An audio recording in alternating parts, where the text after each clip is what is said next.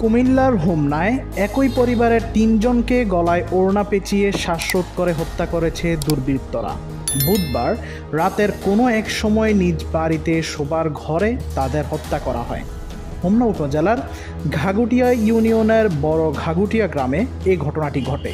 নিহত ব্যক্তিরা হলেন ওই গ্রামের শাহপরানের স্ত্রী মাহমুদা আক্তার, তাদের ৯ বছরের ছেলে শাহাদ এবং তার ভাইয়ের মেয়ে তিশা। বৃহস্পতিবার সকালে গণমাধ্যমকে বিষয়টি নিশ্চিত করেছেন কুমিল্লার সিনিয়র সহকারী পুলিশ সুপার মীর মহসিন।